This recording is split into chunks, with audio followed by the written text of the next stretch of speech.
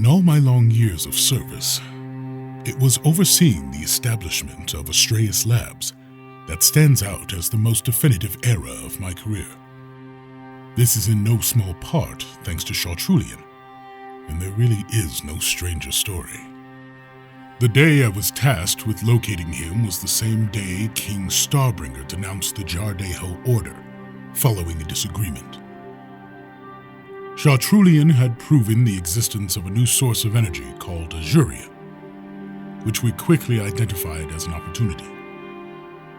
I followed a tip from an informant that led me to the desert city of Idrica, where Chartrulian was living in exile.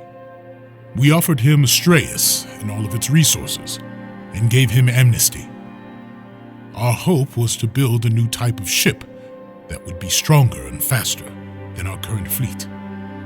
The Rao could engineer many ships very quickly, and could do so in space. Even though our ships were technologically superior, we knew it would only be a matter of time before they would break through our defenses. We were desperate. Chartrulian's expertise was mostly the result of independent study, which contradicted what we would have had required of a normal engineer working at his level. Our first series of setbacks originated from his inexperience. He showed a base understanding of engineering language, but much of it was, for lack of better words, antique.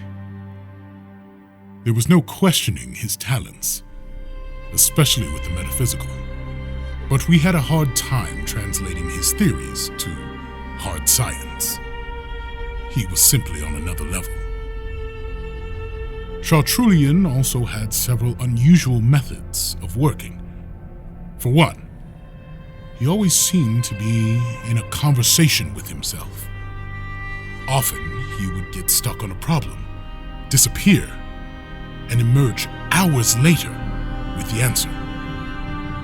He learned formidably fast, and the amount of information he could process rivaled any computer. But the more he learned, the more he wanted to control. He was irrevocably driven and showed blatant disregard for others, especially those who contradicted him. Slowly, people left the project due to his toxic behavior. And for a while, we didn't seem to be making any progress. To make matters worse, all initial tests were failures. We were close to shuttering the program down when Chartrulian asked to travel to Idrica. He returned with 9 strange youths, all refugees of the pariah race Jardegai. It was then that things took a turn. Like Chartrulian, these youths had extraordinary physical and mental prowess. They were ideal soldiers with unrivaled combat perception and heightened intuition. They also helped us explore new possibilities for psychokinetic weapons and other interfaces. The most gifted of the Jardegai, Havelian, became Chartrulian's protege. Havelian was the only person who could challenge him, which ultimately contributed to the development of better, stronger weapons. It was through Chartrulian's camaraderie with Havelian, and I'd like to think, somewhat myself, that he learned how to work with others and be forgiving of our faults. He learned to trust us and even recognize his own areas of weakness. Other great minds eventually returned, and the program stabilized. The Azuria project ultimately succeeded. The 9 were born, and the rest is history. But the Paladins suffered greatly under the rigors of testing. And then, upon returning from their first battle, it was obvious that something was terribly wrong.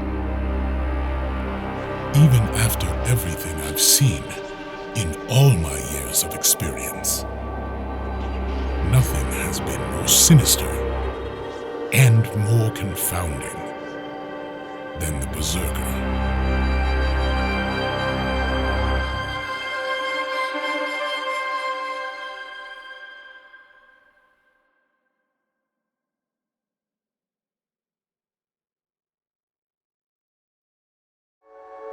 If you're a fan of immersive audio fiction, you won't want to miss out on these shows from Packhowl Media.